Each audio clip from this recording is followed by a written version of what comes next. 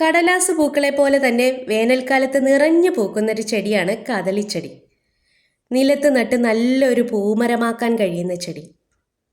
നല്ല വെയിലാണ് ഇതിൻ്റെ വളമെന്നും പറയാം, ഒപ്പം ദോഷവും. ചട്ടിയിലാണ് ഈ ചെടിയെങ്കിൽ വേനൽക്കാലത്ത് ഇതിൻ്റെ ഇലകളൊക്കെ പഴുത്ത് ചുമന്ന നിറത്തിലേക്ക് മാറിയിട്ട് കൊഴിഞ്ഞു പോവുകയോ അല്ലെങ്കിൽ ഇലകളൊക്കെ കരിഞ്ഞുണങ്ങുകയോ ചെയ്യും.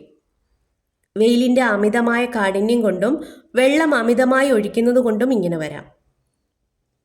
വെയിലത്ത് ചട്ടിയിലാണ് നിൽക്കുന്നതെങ്കിൽ ഇതിൻ്റെ ഇലകളിലും തണ്ടുകളിലുമൊക്കെ വെള്ളം സ്പ്രേ ചെയ്ത് എപ്പോഴും ഒന്ന് ഫ്രഷ് ആക്കി നിർത്തുക. ഉണങ്ങിയ കമ്പുകളുണ്ടെങ്കിൽ അതൊക്കെ അപ്പോൾ തന്നെ കട്ട് ചെയ്ത് മാറ്റുക. വേനൽക്കാലത്ത് പ്രൂണിങ് ചെയ്യാതിരിക്കുന്നതാണ് നല്ലത്, പ്രത്യേകിച്ച് ഹാർഡായിട്ടുള്ള പ്രൂണിങ്. പൂക്കൾ കൊഴിഞ്ഞു കഴിഞ്ഞാൽ ആ ഭാഗം ചെറുതായിട്ടൊന്ന് നുള്ളിക്കളഞ്ഞാൽ മതിയാകും. നിലത്താണ് ഈ ചെടി വെക്കുന്നതെങ്കിൽ ഈ വക പ്രശ്നങ്ങളൊന്നും ഉണ്ടാകുകയില്ല. 2-3 നേരം നനച്ചു കൊടുത്താൽ മതിയാവും. അധികം വളം വേണ്ടാത്ത ചെടിയാണിത്. ഉണങ്ങിയ ചാണകം നന്നായി പൊടിച്ച് ഇടയ്ക്കിട്ട് കൊടുക്കാം. ഇത് പല നിറങ്ങളിലുണ്ട്.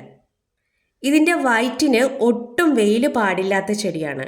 അത് തണലിലാണ് പൂവിടുന്നത്. പണ്ടൊക്കെ തൊടിയിൽ ധാരാളം കദളിച്ചെടികൾ കാണുമായിരുന്നു. കലംപൊട്ടിന്ന് ഇതിന് പേരുണ്ട്. ഇതിൻ്റെ കായ കലം പോലെയാണ് ഇരിക്കുന്നത്. അത് മൂത്ത് പഴുക്കുമ്പോൾ പൊട്ടിത്തെറിക്കും. അതാണ് അതിന് കലംപൊട്ടിന്ന് പേര് വന്നത്. അന്ന് ഞാൻ ഇതിൻ്റെ ഭംഗി കണ്ട് ഇതിൻ്റെ തൈയൊക്കെ കൊണ്ടുവന്ന് ചട്ടിയിൽ വെച്ചിരുന്നു. കാട്ടുചെടിയാണെന്നും പറഞ്ഞ് അമ്മ അത് പറിച്ചു കളഞ്ഞു.